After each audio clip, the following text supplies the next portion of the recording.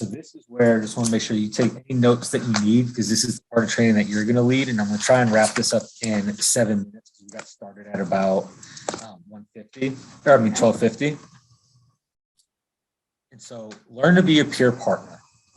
And this is what I'll be Yep. doing. So this is the exact same one that you'll use with them. I'll send this over to you. And so our agenda today is you're going to be learning your role in Project Impact. You're going to learn how to support your peer. We try to refer to everybody as peers. We used to call them tutors, but we didn't want that. We just peer support. Yeah. That's all you're doing is you're supporting. Learn about your peer. And so we'll talk and then have a conversation with your peer, and then your action steps walking away. Down, our expectations of you as peer supports is to be there. Introduce them to your friends when you go to small groups or moving around the class, and get them involved. They're not here to sit and watch you learn. They're here to learn too. So let's go around and everyone introduce yourself to Miss Wright and say one thing about why you either volunteered to do this, or why do you think Miss Shelley picked you to be a part of this? And you can help them like, oh, you're really good at this, or you're really good at this. And so you can kind of help them with that. But this is to give them that idea of they're here because they have a strength. So why do we have peer supports? What's the point of this? Aren't they learning down in Miss Wright's class? Well, they are, but they need to have a chance to talk and learn with a new friend.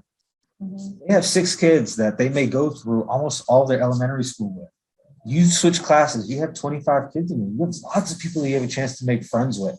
This is a chance for them to make new friends. They get a chance to meet someone with some similar interests. You may not have the same interests as them, but someone in your class might, and you'll be the one that can introduce them. With support, they get a chance to answer more questions and show what they know. These kids know a lot of stuff. One of our friends that's going to be participating, he knows so much, but he's always afraid to pick the answer. So this is your chance to give him that confidence, to help them be brave and less cautious. And then they also get to hear Miss Wright say, good job, you're so smart all the time.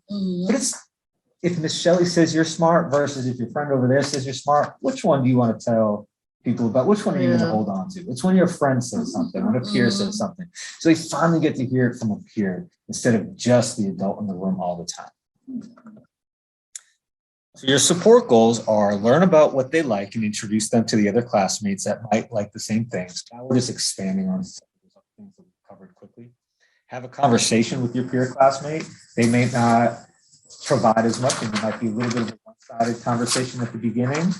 But this is a chance to kind of help them experience conversations. A lot of our students in that classroom, in Miss Wright's classroom, they talk a lot with adults, but they don't get to have a lot of back and forth conversations. So they'll need you to model it for them. Just like I model for you when we introduce a new topic, you're going to be modeling, having a conversation with them, and they might get to watch you have a conversation with your friend. And that's really, really helpful to them. If they tell you the answer, help them tell them. Maybe you can say, Miss Wright's answer was infer. Or you can say, you said infer, go ahead and tell them infer. And if they have think they have an answer, encourage the classmates to be bold and answer. Give encouragement after participation or answers. That's where we have the things that they like to hear and the thumbs up. If they use a different way to talk or share ideas, help them to share their thoughts or ideas. If they're pointing on there, you can then articulate or have them point again, and then you voice it for them. You can be their voice. And if there are choices, help them make a choice if they need it. So that's what we'll cover with them individually on this next activity when they need that help. They need to help make choices, how long to wait. But again, very, very simple.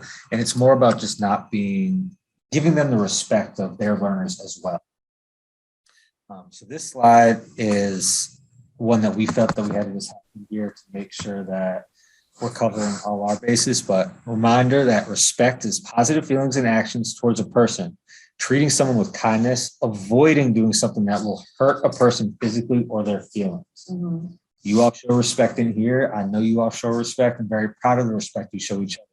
We're going to continue that with these students. And we're trusting you to have the confidence to keep their personal information within our group. Remember that you don't want to say anything that's going to embarrass or make fun of another student. Always refer to the person, not their Mhm. disability. They are all people just like you. And then finally, use respectful language to your peers. Always remember to talk to them, not about them. They are a kid the same as you. Hopefully that should cover most of what may come up. Okay. So finally, the expectations, be there, introduce them to your friends, get them involved, boil down to those three things.